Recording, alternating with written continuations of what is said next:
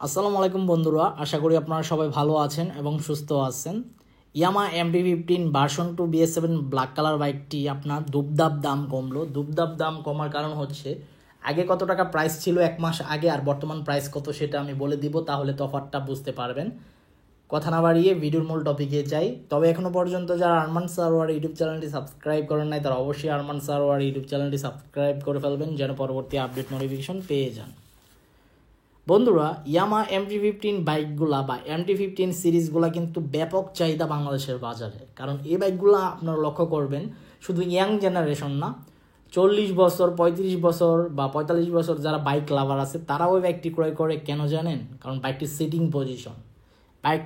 Sitting position to good. বাইকের মধ্যে বসে খুবই মজা পাওয়া যায় এবং কমফোর্টেবলভাবে রাইড করা যায়।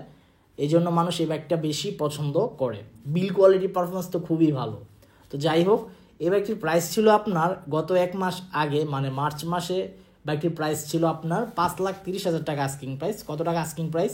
5,30,000 টাকা আস্কিং প্রাইস। বাট কিছুটা সাময়িক পরিবর্তনের কারণে এখন বাইকের প্রাইস কিছুটা কমে গেছে। এখন এই বাইকটির প্রাইস চলতেছে 5,05,000 টাকা আস্কিং প্রাইস। কত টাকা আস্কিং প্রাইস চলতেছে? 5,05,000 টাকা আস্কিং প্রাইস।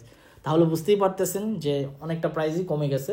ভবিষ্যতে যদি আরও 20, 25, 30, 50,000 টাকা কমে যায় তাহলে আমাদের জন্য ভালো, কারণ আমরা বাজেট ফ্রেন্ডলি বাইক ক্রয় করতে পারবো। আর বাইকের প্রাইস যত কমবে তত সেল ভ্যালু বাড়বে, এটাই স্বাভাবিক। কারণ যে একটা প্রাইস, এই প্রাইসে মানুষ এই বাইকটি আসলে তেমন এখন বেশি ক্রয় করতে চায় না। তো প্রাইস কমে গেলে আপনারা সবাই কম বেশ ক্রয় করবেন, আমিও জানি এবং আমিও ক্রয় করব ইনশাল্লাহ।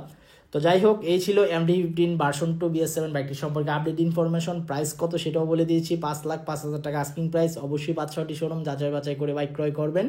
দেখা হবে ইনশাল্লাহ পরবর্তী ভিডিওতে। সবাইকে অসংখ্য ধন্যবাদ ভিডিওটি প্রথম থেকে শেষ পর্যন্ত দেখার জন্য এবং আমাকে সাপোর্ট করার জন্য। আল্লাহ হাফেজ।